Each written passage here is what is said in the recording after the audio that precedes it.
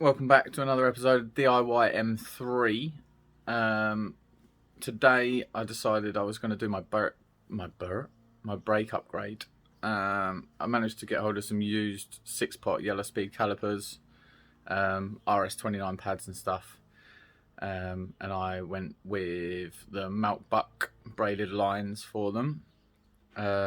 Looks a good bit of kit. I've cleaned them all up and stuff. I've worked away. I started doing the job and I thought, oh, obviously not done a video again. So yeah, this is kind of on the fly. So I'll walk you over to the car and we'll have a little rip through of what we've already done and yeah, how we're going to go about changing them. So in this video today, we're going to be talking about going from this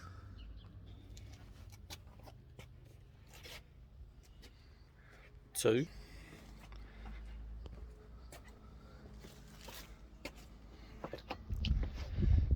this. Now, for the keen eye, no, I haven't put the pads in yet because we're just test fitting. But I'm going to set the camera up on the stand on the other side and we'll get cracking through and I'll show you how to do it. So first things first, you're going to want to obviously jack the car up, wheels off, etc, etc. I always have mine so both wheels are in the air and off. Most important thing for the day, WD-40. Straight away, you want to spray it all over this top union nut. Let that soak, so whilst you're doing all of the stuff, getting the old caliper off, getting out these, because these can be an absolute pain as well. Whilst you're doing all of that, obviously it can soak in and penetrate, and I always just keep topping up as I go, just making sure they're really soaked. You might see some new additions to HSDs. I fitted them a few weeks ago. Obviously I forgot to do the video like a donut, but I have been flat out with work at the minute, so finding time's not the easiest. Yeah, so first things first, we're going to want to make sure the steering lock's off. Turn the steering wheel over. On the back we've got one for the caliper here.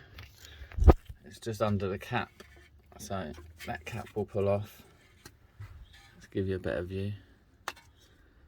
Cap off. Same down the bottom, there's going to be another cap.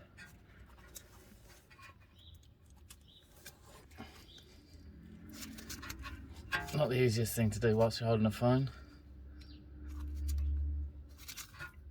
but we will get there in a minute.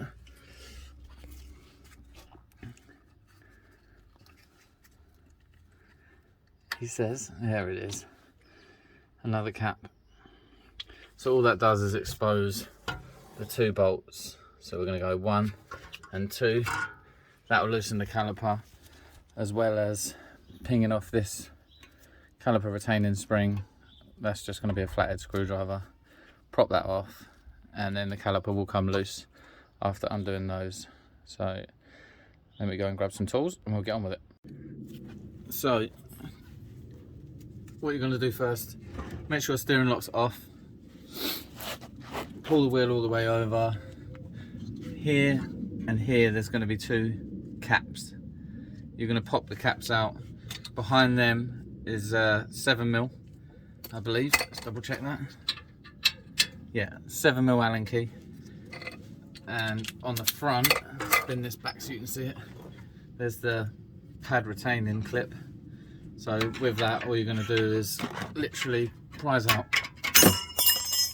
and job's a good one. You can use this video if you're even going to change your brake pads if you wanted to. Oh dear, bless me. So 7mm on the back in the first hole. Give that a little tap.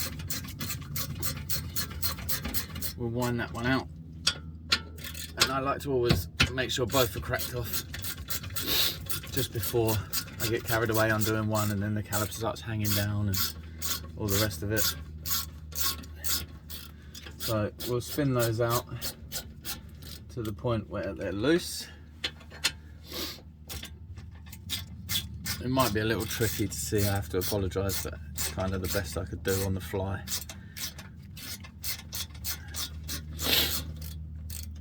keep spinning that out until you feel it come completely loose.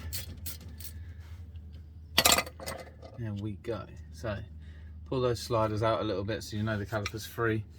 I always just put a flathead in between the caliper just to push the piston back slightly on the caliper itself.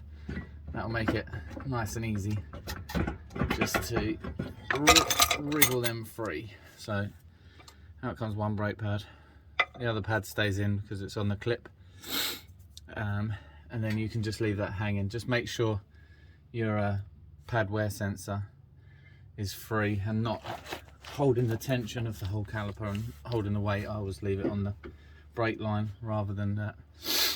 Next up, 18mm socket, 1/2 inch ratchet. These are always going to be a little tighter, so you might want to get, you know, a breaker bar or something similar. I'm kind of living in hope that I can use brute force. Again, same deal. I like to make sure they were tight. Hands of steel. No, that's a lie. It hurt, but just trying to look clever for YouTube. So we'll spin those out. Now, crucial, we're not going to take them all the way out yet because of these bad boys. Now these can be a real pain, and I believe they're a 5mm Allen key. I'll just have to nip and go and get one. But on the other side, I've already done. Yeah, real load of fun doing that one. Right, let me just grab that 5mm Allen key.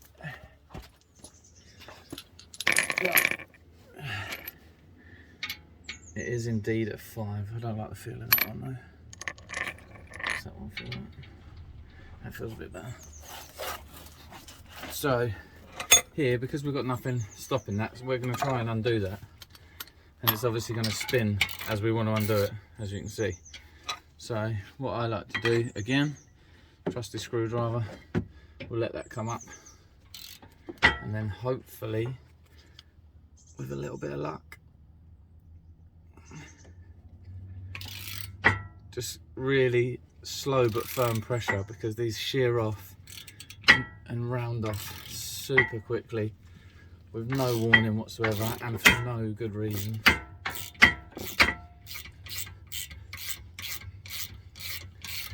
I think they're actually an aluminium bolt. I need to wriggle that back out because it just started to slip.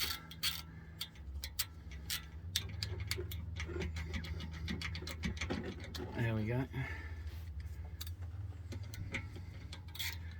Hopefully the other one goes that nicely, that'd be great.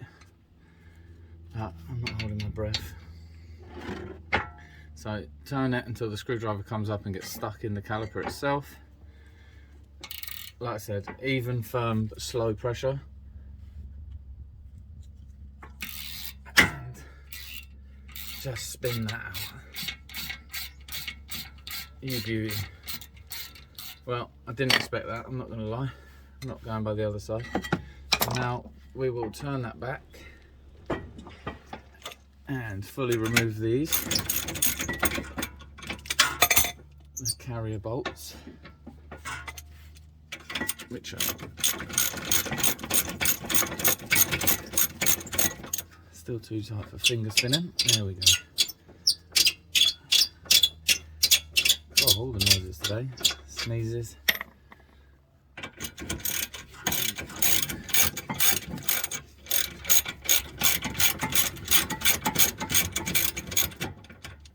So like I said, even if you're doing a disc and pads swap on your car, this could be a handy video for yourself. It's exactly the same method. All you would do in the meantime is, well, there'd be no difference. So on here, the disc's still super tight. Don't be afraid. You know the retaining screws are out.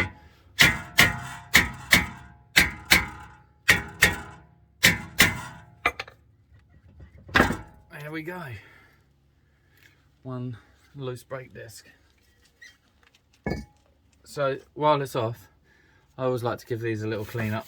They're always covered in rust, just so when it goes back on, if it's you doing them next, or even it's a nice thing to do for the next person, even if you don't have the car anymore. It just stops them seizing up again entirely, or the disc completely welding itself to the hub.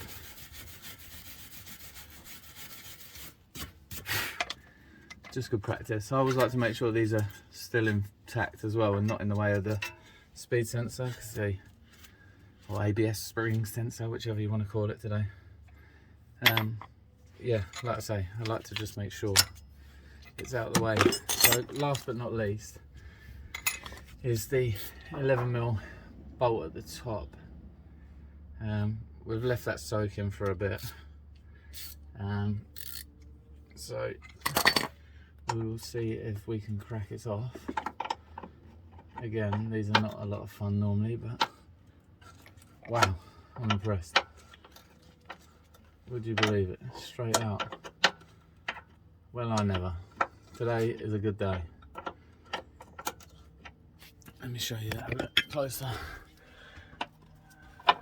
Couldn't write it. Look at that.